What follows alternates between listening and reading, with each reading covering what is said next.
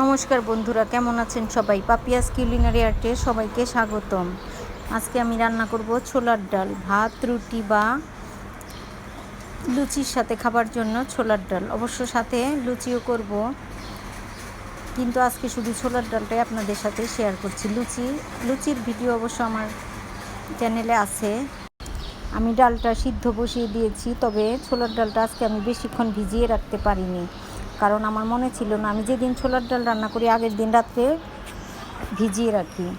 আজকে আমি 1 ঘন্টা না 45 মিনিটের মতো একটু ভিজিয়ে রেখেছিলাম। এরপর আমি ডালটা সিদ্ধ করে নিয়েছি। তবে একটু গলতে দেরি হয়েছে, তবে সমস্যা হয়নি। একটু সময় লেগেছে বেশি, তাই। ডালটা আমার সিদ্ধ হয়ে গেছে। এবার আমি দিয়ে দিলাম কাঁচামরিচ।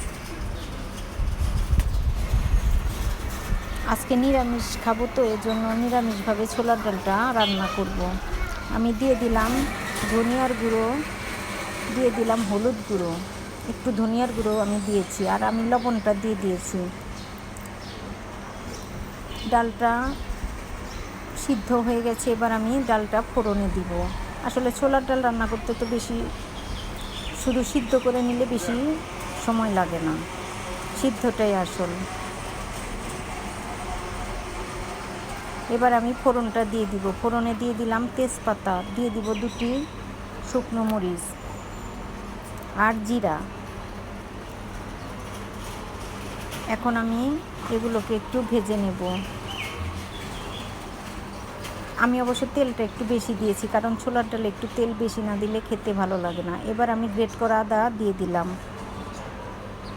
আদাটা ভাজা হয়ে গেলে আমি ডালটা ঢেলে দিয়ে দিব।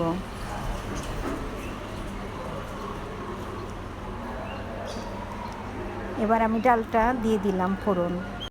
ছোলার ডাল এমন একটা ডাল যেটা নিরামিষভাবেও খাওয়া যায়, আবার আমিষ করেও খাওয়া যায়। আমি তো পেঁয়াজ দিয়েও রান্না করি, আবার মাঝে মাঝে নিরামিষভাবে নিরামিষ দিনে রান্না করি। ভাত, রুটি, লুচির সাথে খাওয়ার জন্য এই ছোলার ডাল আসলেই দারুণ লাগে। এবার আমি দিয়ে দিলাম ঘি। দিয়ে দিলাম ঘি, গরম মশলা। এই ছোলার ডাল আসলে নিরামিষভাবে খেতে দারুণ লাগে।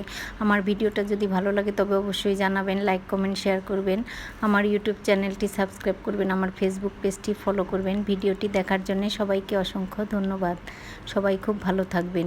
এবার আমি দিয়ে দিলাম গরম মশলার গুঁড়া। গরম মশলার গুঁড়াটা দিয়ে আমি চুলাটা এবার বন্ধ করে দিব, কারণ ডালটা অনেকটা জাল হয়েছে এবং যেটুকু আমার লাগবে ঠিক সেই রকমই আছে। এবার আমি চুলাটা বন্ধ করে দিয়েছি। ডালটা এবার খাবার জন্য রেডি। আমি আজকে লুচির সাথে গরম গরম এই ডাল পরিবেশন করব। অবশ্য ভাত, রুটি সব কিছু দিয়ে এই ডাল খাওয়া যায়।